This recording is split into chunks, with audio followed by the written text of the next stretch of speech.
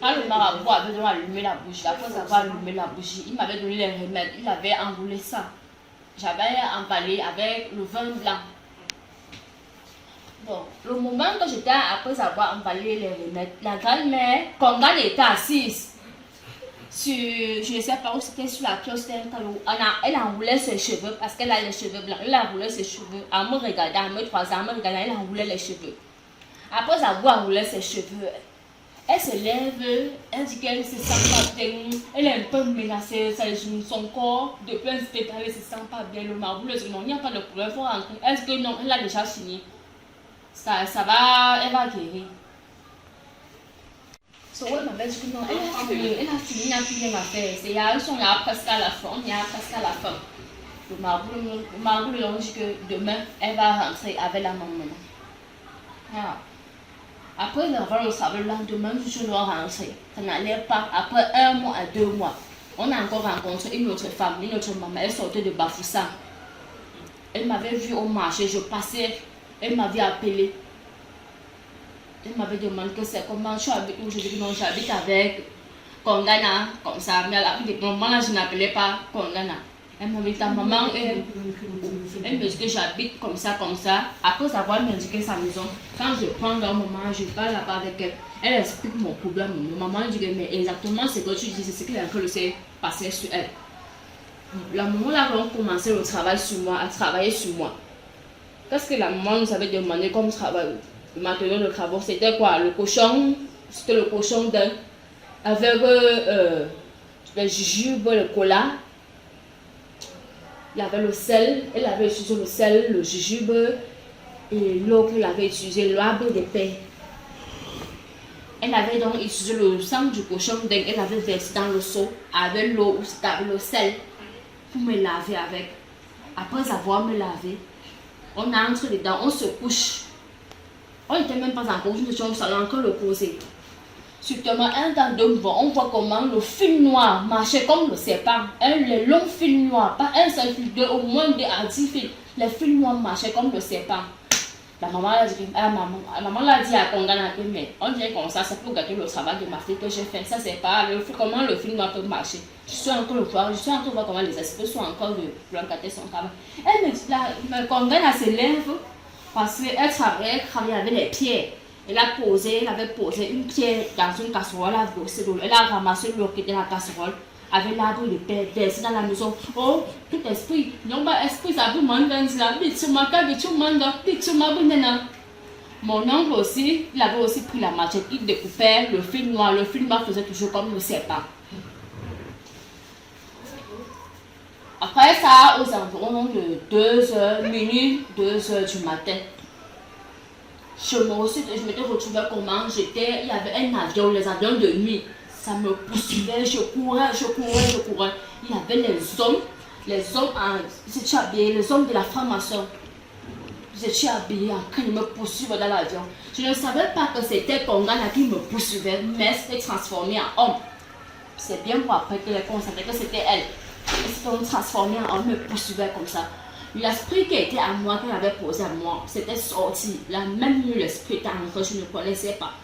Le lendemain, le marabout qui avait travaillé sur moi, au départ parenté, appelé aux environs de 5h du matin. On ne lui avait pas dit, qu'on devait faire, on avait encore fait nos travaux. Il me dit qu'on a travaillé sur toi. J'ai d'abord douté, je n'ai pas voulu répondre. Il m'a dit, si tu parles, tu ne parles pas. Mais le travail qu'on a fait là, on n'a rien fait. L'esprit est encore rentré à zéro. Quand la Kongana s'est réveillée, quand ma grand-mère comprend, elle dit que mec, le type c'est un 4x4. Il a fait comment pour connaître que l'esprit est encore rentré. Le type c'est fort, le type est fort. Hein. C'était dépassé. La maman a dit que oh, ça c'est qu'elle marche avec tout ce qu'on a. La maman de son côté aussi disait comment ma grand-mère lui massait la nuit dans le rêve. Elle lui massait dans la vision, elle lui massait dans le rêve. On me demandait que ma fille est passée où. La fille que tu as travaillé sur elle hier, elle est où?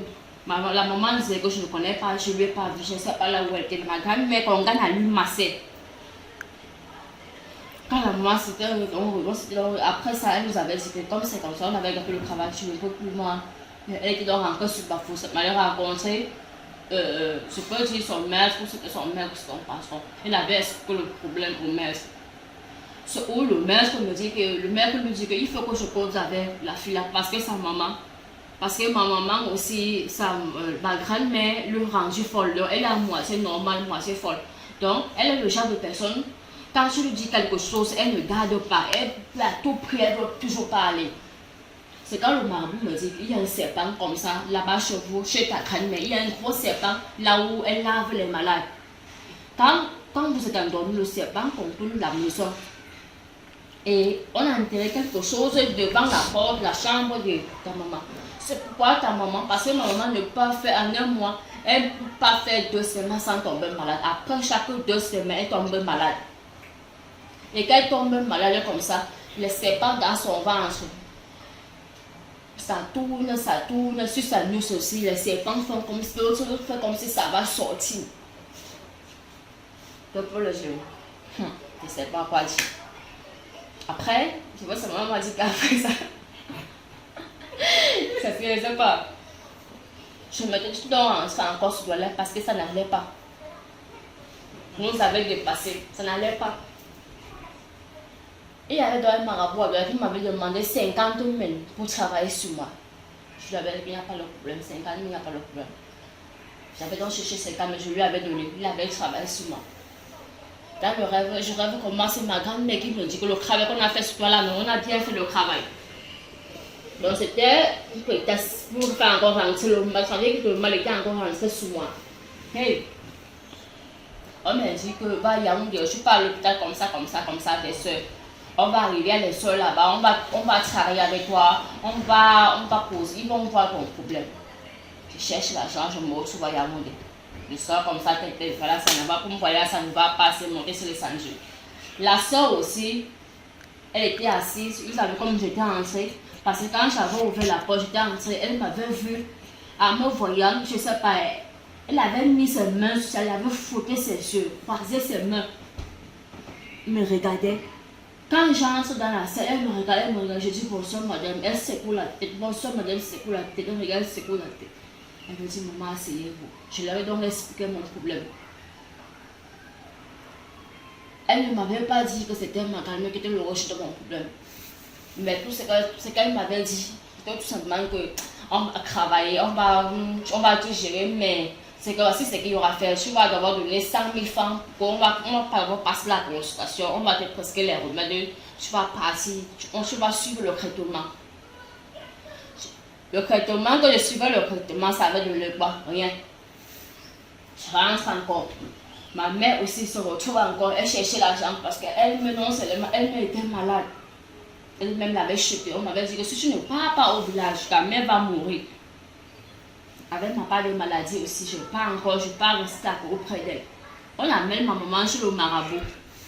Nous avons le 3 heures, le marabout dit que si ta mère veut que tu guérisses, tu vas guérir. Que si ma grand-mère veut que ma mère guérisse, elle va guérir. Si elle ne veut pas, tu ne vas pas guérir. C'est elle qui fait quoi? Le marabout ne nous avait pas dit, le marabout ne nous avait rien dit. Bon, le lendemain, on s'était rentré. Ma maman s'était donc mis en jour devant ma grand-mère que ouais, je souffre de combien d'années aujourd'hui? Tu ne me laisses pas, on ne me laisse pas. On dit que si tu veux, je vais guérir. Je t'ai fait quoi? On a souffert ensemble. La maison, c'est là, on a construit ensemble. C'est moi qui frappais les bruits. Quand je faisais la classe de coups, moins 2, je rentrais de classe à 15 heures, c'est moi qui tapais les bruits. Puis les 10 000 bruits, on a construit une chambre, on était à 2, on construisait. On avait construit à 2. Aujourd'hui, tu me fais souffrir comme ça. Pourquoi? Alors, moi, c'est moi qui te fais souffrir. Qui disait tout simplement qu'il n'est pas travailler sur toi. Hein? Je peux dépenser combien sur toi? Tu sais combien j'ai à dépenser sur toi? Jusqu'à je peux te pénaliser. Maman rentre encore sur le marabout, maman laisse le problème. Parce que selon ce que ma grand-mère avait dit à ma mère, que rentrer, il va travailler sur toi. Ça va, tu vas guérir. Pas alors tu guéris. Pas alors tu vas guérir.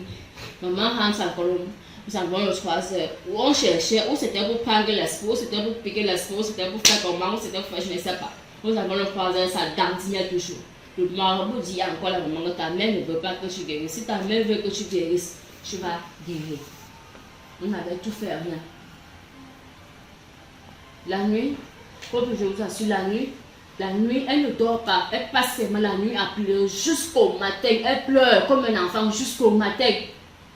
Je me demande que c'est quoi, est-ce que le serpent dans ses oreilles. Elle voyait comment les gens venaient se coucher sur le lit avec elle. Elle voyait comment les hommes, les femmes sortaient sur elle, les gens entraient sur elle. Elle voyait les mauvaises choses.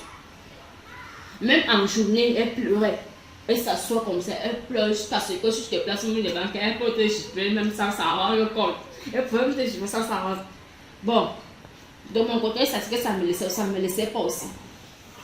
Moi, je l'avais dit, maman, je vais aussi rentrer sur Douala, je vais aussi aller me chercher parce que là, ça ne donne pas. J'étais donc rentrée. On m'avait dit que va au marché Dakar, tu vas rencontrer une maman comme ça, comme ça. On m'avait indiqué la maman. J'étais arrivée chez la maman. La maman m'avait dit, ma fille, il faut de l'argent pour que je te presque la remette. Pour mon mal. J'avais donc cherché l'argent, je lui avais donné. Et elle, après 1 à 2 mois, le remède ne faisait rien. J'abandonne la maman. Je ne retombe pas encore, je t'avais encore chuté. Je rentre encore, j'étais encore chez ma grand-mère. C'est où on a connu Christ, on a connu